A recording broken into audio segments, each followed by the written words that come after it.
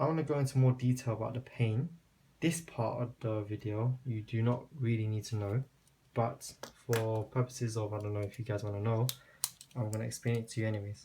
Okay, so the first things first is that pain has, I'm drawing green because it's just additional stuff, it has an emotional aspect to it, a physiological aspect to it. So when you feel pain, then you're increasing heart rate or something like that, yeah? So it goes through the ANS, so the autonomic nervous system, or the sympathetic nervous system. And another portion of it is consciousness. Because obviously if you're sleeping or you're chilling and then I pinch you, and then obviously you just become alerted and your consciousness would increase, yeah? So what, oh, and there's another one as well, spinal tactile pathway as well as part of it. The tectum is part of the midbrain. It's the superior and inferior colliculus. It's the posterior part of it. If you know the anatomy of the brainstem, then you may already know what the tectum is. But you have a superior and inferior colliculus. The superior one is for the eyes. Yeah. So what happens is this goes to the superior colliculus, stimulates it. So if you feel pain, what you're gonna do? You can look straight there, right? So it's a reflex. Yeah. So this is for the reflex for your to look in that direction when you feel some pain. Okay.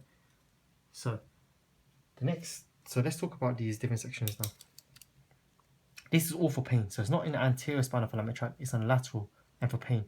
So the lateral spinal thalamic tract, it enters, synapses at the dorsal horn, ascends up through the lateral spinal thalamic tract, but it can give fibers to the medulla, to the reticular formation. Okay, so what is the reticular formation? Basically it's grey matter. So this is grey matter, and then you know axons from the brain, it cuts this grey matter and then it becomes like dispersed, so they're just like clusters of grey matter. So I'm just going to draw here the reticular formation. It's just clusters of grey matter. Okay, so this reticular formation is for what? It's for the consciousness. So I was going to write RF here. Okay, reticular formation. So why? Because the reticular formation will then send fibers up into the brain and just like send signals to the brain to alert it, so it becomes more conscious. Okay, now the next one we're going to talk about, let's go with ANS, physiological. Do you remember where the insula is? The insula is here. Yeah. Oh, this will go, it doesn't matter, it goes any pathway, yeah, reticular formation. So the lateral, it will send fibers to the insula, and the insula will then cause you to increase heart rate, for instance. Yeah. So the physiological aspect goes to the insula. Now, what about emotions? Do you remember where the cingulate gyrus is? Do you remember the medial side of the brain? You have the cingulate gyrus, and synapses going to the cingulate gyrus gives you that emotional part of the pain, cingulate gyrus. Okay, so I've drawn you these green ones. They're not very important. Okay, I've written here emotional and the gyrus, or the portion of the brain that's responsible for this part of the pain. Spinal tactile is just basically it enters.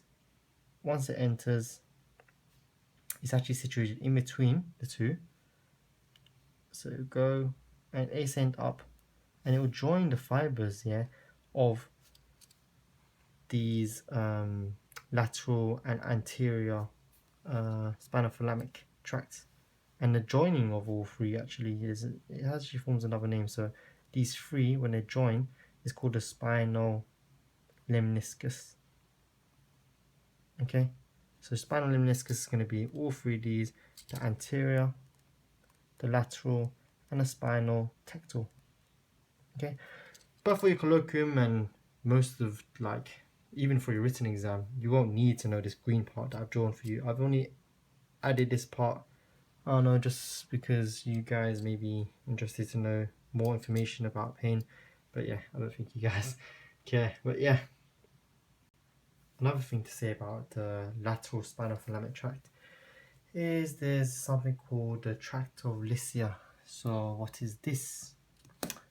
Okay, I forgot to draw these dorsal column, dorsal root ganglion. It's bugging me. Anyways, when this fiber comes in through the dorsal root, say it comes in at T2, level T2, the fiber, it doesn't necessarily have to synapse at this nucleus at T2. You could ascend upwards and synapse at T1, or it can descend downwards and synapse at T3. And this is called the tract of Lycia. Okay, the ability to go up or down. And where do you find the tract of Lycia?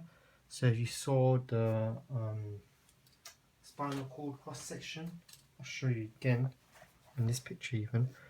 So this is the grey matter. The white matter here, this green area, is still white matter because it's a tract. It's the tract of Lycia. Okay, so it's just close to the dorsal bone. So I'd like to talk to you guys about the sensory pathway as a whole. So we looked at the dorsal column, the anterolateral system, and spinocerebellar, or should I say fine touch, the crude touch and pain temperature, and the proprioception sensations. Well, where is the sensations found? So I want to draw a body. So this is the head, neck, the upper limb and lower limbs. These three sensations are found in the upper limb, the abdomen, and the lower limbs. So they just cover everything below the neck. So what about the sensations of the head? The sensations on the head, on the other hand, they are sensed by the trigeminal nerve. So the trigeminal system gives you all three of these pathways. So the fine touch, the pain, and the proprioception, yeah, they come from the trigeminal. So it covers all three, and it goes for the head and neck. So anything except for the head and neck is going to be these three. And we've said that whenever it goes to the thalamus, it's always VPL. This doesn't go thalamus, so VPL. But in the trigeminal, it's actually VPM. And trigeminal system is the next video that I'll be covering. Is the homologous pathway to these sensations, because these sensations are for the limbs, whereas trigeminal is for the head and neck.